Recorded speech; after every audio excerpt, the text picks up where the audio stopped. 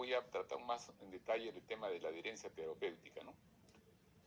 Se supone, cuando nosotros atendemos a un paciente y hemos hecho todo lo que nos han recomendado de medir correctamente la presión arterial, hacer los exámenes de laboratorio, hacer un examen físico adecuado, y llegamos a una conclusión de un diagnóstico y escogemos una medicación para el paciente que creemos le es la más conveniente, le pedimos una receta. Y pensamos que ahí termina nuestra función, porque de ahí en adelante puede ser responsabilidad del paciente ir a la farmacia, recibir sus medicinas y tomarlas correctamente.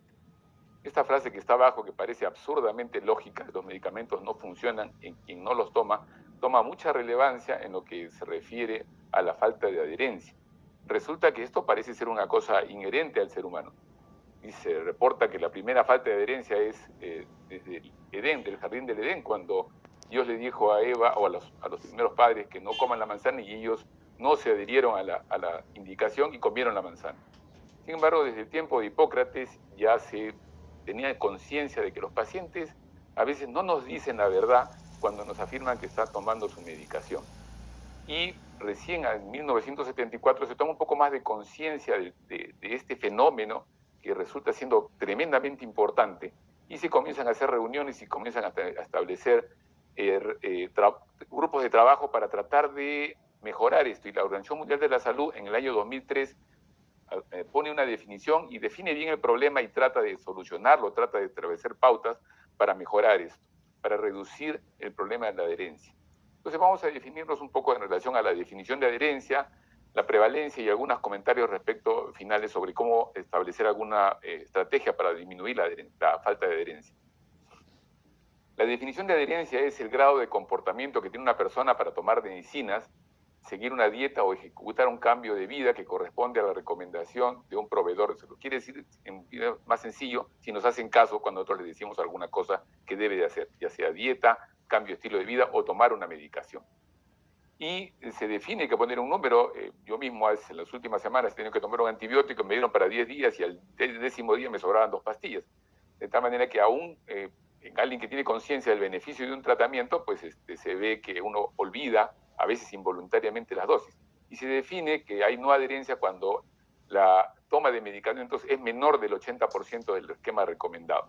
Se supone que cuando hay menos de 80%, la eficacia del tratamiento comienza a reducirse y comienza a no resultar en el objetivo que se busca. La adherencia es un proceso caracterizado por 3 componentes: el inicio, después continuar con el tratamiento y después por qué los pacientes descontinúan la medicación. Se ha visto en Estados Unidos que el 12% de las personas a las cuales se le indica una medicina y uno cree que ya terminó su función al momento de que entregó la receta al paciente, este paciente no inicia la medicación, o no recoge la pastilla, o en algunos casos la recoge y no la toma en su domicilio. Y esto es particularmente al inicio de las enfermedades crónicas. Entre el 30 al 80% de los pacientes con enfermedades crónicas, entre ellas la hipertensión, abandonan el tratamiento durante el primer año. Los abandonos son mucho menores después. Y se ha visto que la gente que abandona el tratamiento es aquellas personas de menor edad, los que tienen no tienen un buen sistema de salud, o sea, su seguro no le cubre para la medicación, y lo que también depende cómo evaluamos la no adherencia. Si utilizamos un método muy sofisticado, podemos detectar mucha mayor falta de adherencia. E incluso, para darse una idea, en estudios de investigación donde uno convence a un paciente de participar y le explica todos los beneficios y los riesgos que tendrá y firma un consentimiento informado, entre un 4 a 5% de estos pacientes que ingresan a un protocolo de investigación nunca toman la medicina. Y esto podría ser hasta un 20% cuando uno lo da en la población general que recibe medicinas a partir de una consulta médica. Y esto tiene un impacto importante. A mayor adherencia y un mayor control. Este es un estudio argentino. Martín Salazar es otro Martín Salazar, no soy yo. Y vemos que un grupo que tiene alta adherencia, vemos que abajo en la parte final de lo que se refiere al control de hipertensión, hay un 64% de personas controladas, de pacientes controlados, mientras que el grupo que tiene una baja adherencia tiene una tasa de control de 42%, lo cual hace la diferencia tremenda. Esos pacientes no controlados están sujetos a problemas de mayor riesgo de eventos cardiovasculares. Y vemos que este es un metaanálisis que hace el doctor Parati en relación a si utilizamos una pastilla simple o las medicinas combinadas en una sola pastilla, o se da medicina por separado. Y vemos que la utilización de una pastilla simple, todos los medicamentos o la mayor parte de los medicamentos en una sola pastilla, tiene un porcentaje de adherencia mucho más alto, una posibilidad de persistencia en el tratamiento mucho más alto, con mejores objetivos de reducción de presión arterial sistólica y diastólica y una posibilidad mucho mayor de alcanzar la meta trazada. Por lo tanto, la utilización de una combinación de medicamentos en una sola pastilla tiene un beneficio tremendo en relación a un mejor resultado de control y una mejor adherencia en los pacientes que reciben medicación antihipertensiva. Por lo tanto, una hipertensión no controlada va a producir un incremento de la morbilidad cardiovascular y la mortalidad, y vamos a ver en ese grupo que ya corresponde a la hipertensión resistente a lo que se denomina pseudo resistencia. Y lógicamente esto tiene incremento en los costos del sistema de salud. ¿Cómo evaluamos la no adherencia? Lo que está en verde corresponde a las cosas que podemos aplicar en nuestra práctica o que podría ser factible de aplicar. El autorreporte es conversar con el paciente y preguntarle si el paciente está tomando o no la medicación. Sin embargo, esto usualmente es inexacto, ya que el paciente sobreestima. Le dice: "Sí, doctor, yo estoy tomando la medicina como usted me ha indicado". Y cuando uno le va a prescribir la receta, le dice el paciente: "Doctor, pero esa pastillita no me dé porque tengo bastante, esa me ha quedado bastante". Y uno se pregunta: ¿cómo es que yo le di medicinas en la consulta anterior en la misma cantidad y una pastilla se le está acabando y la otra le está sobrando? Obviamente hay una medicina que no está tomando. Generalmente la pastilla que es en la noche es la que se tiende a olvidar con mucha mayor frecuencia. Entonces, esa manera de preguntarle a los pacientes es poco exacto, ¿no? Existen cuestionarios en los cuales se han desarrollado, como el cuestionario de Morinsky, que trata de ver la adherencia. Son un poco mejor que el autorreporte, que es el que el paciente le dice cómo toma la medicina, pero también tiende a subestimar la adherencia si se compara con un método más complicado de evaluarla. Pero estos dos métodos sí se pueden aplicar de manera clínica. En la parte inferior hay otras dos formas de utilizarlo clínicamente, que es lo que se usa en la mayoría de estudios de investigación para ver la adherencia, que es cómo el paciente recoge sus medicinas de la farmacia.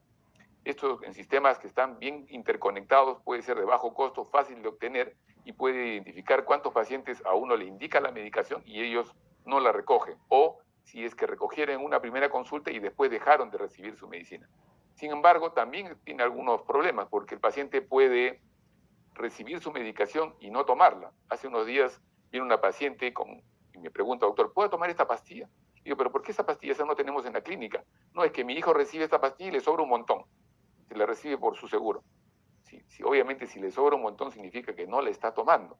Entonces, y esto no es una cosa que me pasa a mí, le pasa probablemente a todos. Tendrán la experiencia de que le dicen: "No, esa pastilla no me dé porque me lo da mi hermano, que se la dan del seguro". Y termina recibiendo, el otro paciente no toma la medicación correctamente. Entonces, la recarga de pastillas, si bien es el mejor método para evaluar en poblaciones, también tiene esas deficiencias de que no sabemos que si el paciente recoge su medicina, realmente la está tomando. Y lo que podría ser una cosa más objetiva es la determinación bioquímica del fármaco, y lo utilizan en centros de investigación donde reciben pacientes refractarios, resistentes a la hipertensión. Puede ser relativamente fácil, ya que ahora hay métodos cromatológicos para medir los medicamentos en sangre o en orina. Sí debe ocurrir un fenómeno que es lo que se conoce como la adherencia de bata blanca, sobre todo si es que el paciente sabe que le van a medir la medicina. Los días previos a la consulta comienza a tomar la medicación de manera más regular. Cuando alguien sabe que va a ser supervisado en ese aspecto, comienza a mejorar su adherencia al tratamiento. Es lo que se llama también la adherencia del lavado de dientes. Casi todas las personas se lavan muy bien los dientes antes de ir al dentista, y después el resto del tiempo puede ser que no tengan la misma higiene. Y los métodos que son realmente no aplicables son los monitores de pastillas electrónicos. Para investigación se puede usar, no están cubiertos por los seguros. Los sensores digitales, que ya es una cosa alucinante, que son sensores que se disuelven en el estómago y antes de disolverse envían una señal a un dispositivo que está enviando señal al celular, y son detectados por una aplicación en el celular para detectar si está tomando la medicación y a qué hora la toma. Sin embargo, eso no es aplicable. Lo que podría ser aplicable, pero solamente en determinados medios, es la observación directa, ¿no? Que el paciente sea supervisado a la hora de tomar sus medicinas, y esto hacerle un mapa cuando el paciente está supervisado de tomar la medicación y ver si realmente la medicación funciona, y cuando vemos que no está controlado es porque no está tomando la medicación correcta. Hay que tener consciente que ninguno de los métodos que están acá es al 100% eficaz. Hay que combinar métodos y tener mucho de cuidado antes de interpretar un resultado. ¿Y por qué deja de tomar las pastillas la gente? No es simplemente que el paciente es una persona negligente y dice, bueno, usted es inconsciente, usted tiene la culpa.